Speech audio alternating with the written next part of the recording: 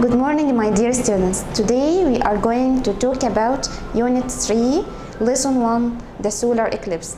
But before I start in this lesson, we have to know that there are many natural phenomena can happen all over the universe. Like what? Like earthquake, like sounding, lighting, volcanoes. And among those phenomena, there are two natural phenomena, the solar eclipse and the lunar eclipse. But today we are going to talk about the solar eclipse only. Okay. Let's see on the board what is the meaning of shadow.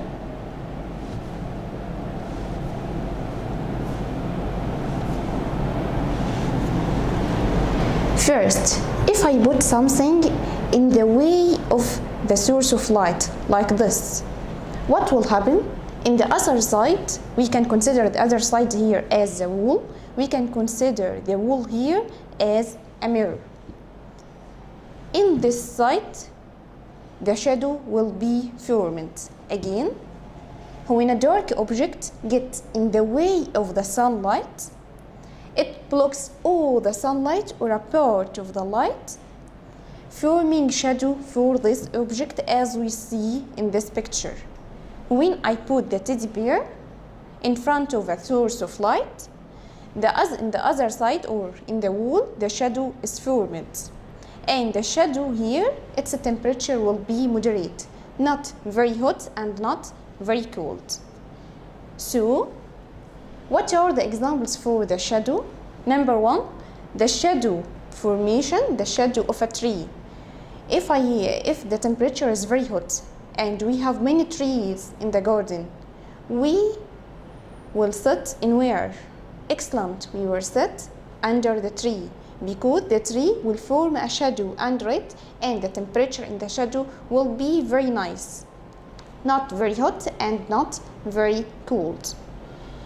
The second example for shadow, the formation shadow of a celestial body, as you see. Whatever this body is moon, stars, sun, earth, planets. So we have two examples here for formation of shadow. The formation of shadow of any dark object or the formation of shadow of a celestial body, whatever this body is moon, stars, sun, planets. Okay. So we can conclude that the definition of the solar eclipse, it's an astronomical phenomena.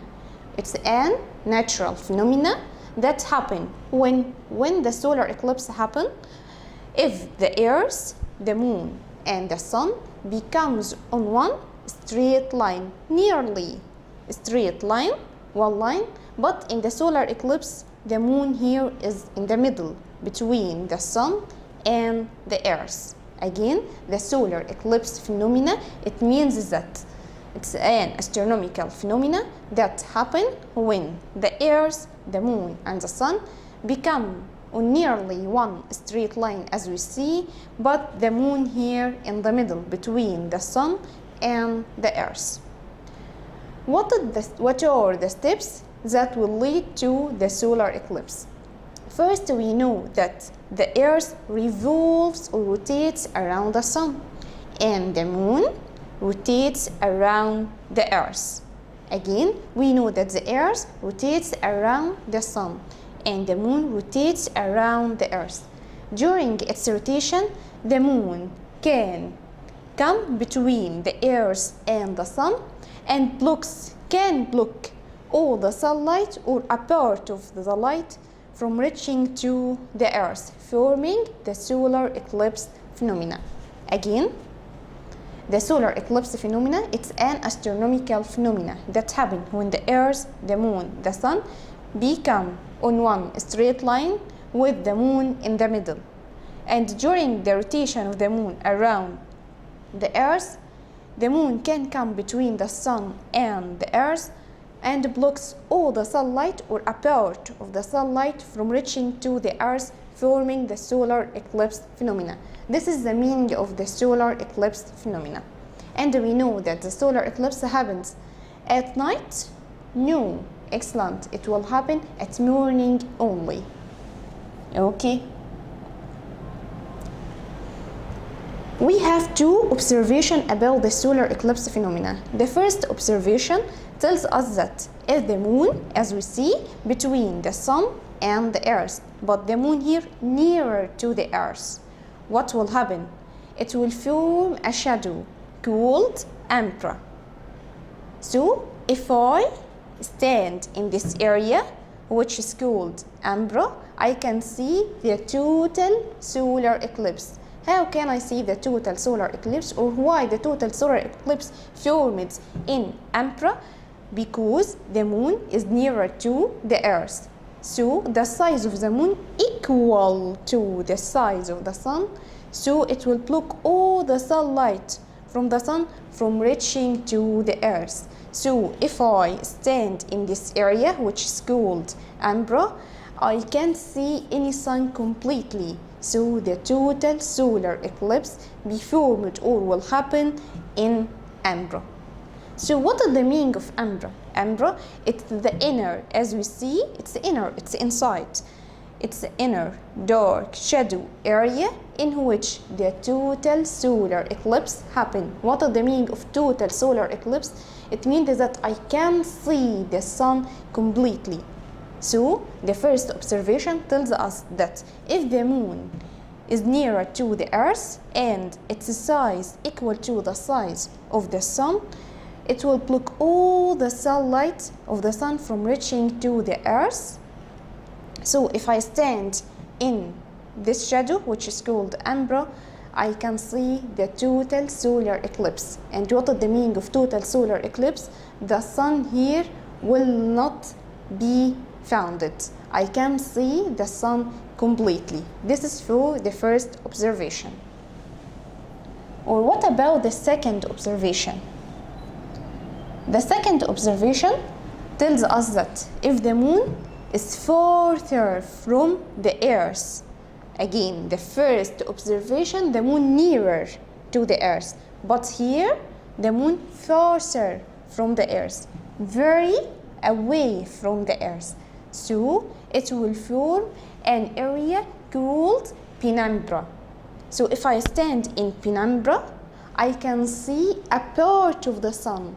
Why? Because when the moon is farther from the earth, it will block a part of the sun. What is the reason of it? Because here the moon its size is smaller than the size of the sun. So it will block a part of the sun and appear another part. So in penumbra here, the partial solar eclipse will be formed or will happen in this area. So until now we talked about two types of the solar eclipse.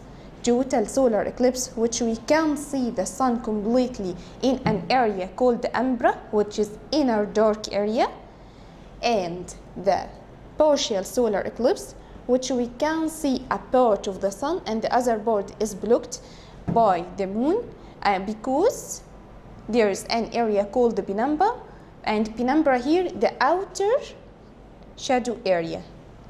Again, we have two new terms, umbra and penumbra. The umbra, the inner dark shadow area at which the total solar eclipse happen, but penumbra is the outer shadow area at which the partial solar eclipse happen. In umbra, we can't see the sun completely, but in penumbra, we can see a part of the sun.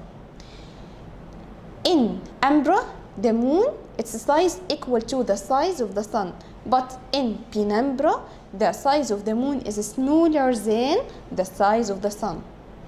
In umbra, the moon is nearer to the earth, but in penumbra, the moon is farther from the earth. So until now we talked about what? We talked about what is the meaning of the solar eclipse phenomena, what is the meaning of umbra, what is the meaning of penumbra, and how did the solar eclipse happen. Let's complete.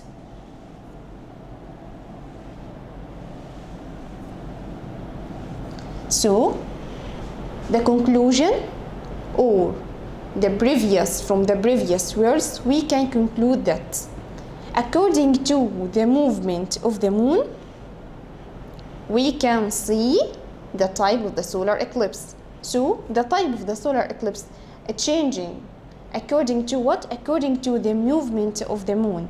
If the moon nearer to the earth, we can see the total solar eclipse. But if the moon farther from the earth, we can see the partial solar eclipse. Again, the type of the solar eclipse, it changes according to what? According to the movement of the moon. Okay?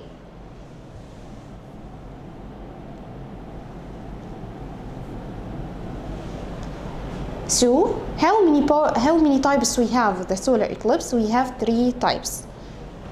We have 3 types of the solar eclipse. The first type is called total solar eclipse. The second one is called partial, and the third one is called annular. Again, we have 3 types of the solar eclipse: total, partial, and annular. In the total solar eclipse, we can't see the sun completely because the moon blocks all the sunlight from reaching to the earth, forming a shadow area called umbra. But in the partial solar eclipse, the moon is farther from the earth and its side is smaller than the sun, so it will block a part and appear another part, forming shadow area called penumbra. Here umbra and here penumbra. Or what about the annular solar eclipse? The last type of the solar eclipse is called annular solar eclipse. And as we can see on the board, the sun here appears as a lighted ring. So how many types we have of the solar eclipse? We have 3 types. Excellent. The total solar eclipse, the annular solar eclipse, and the partial solar eclipse. We have to say it in order, not important. Not important. You can say it in any way. Total, partial, annular, or annular, partial, and total. Okay. We have to know some notes about and some information about the solar eclipse. The first one tells us that the solar eclipse doesn't last, when it happens, doesn't last more than 7 minutes and 40 seconds. Okay, this is the time for the duration of the solar eclipse. Number 2, the solar eclipse happens at the morning only. We can see the solar eclipse at night. The third one tells us that we can see more than one type of the solar eclipse at the same time. This means what? This means that I can see the total, the partial, and the annular at the same time, or I can see it one after one. First the total, partial, then annular.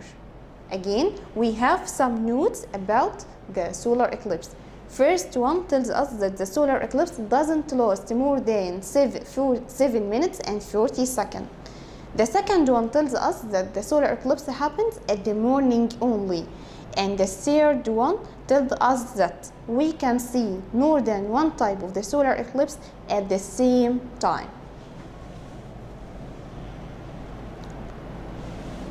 The last part, we will talk about it, safety precautions.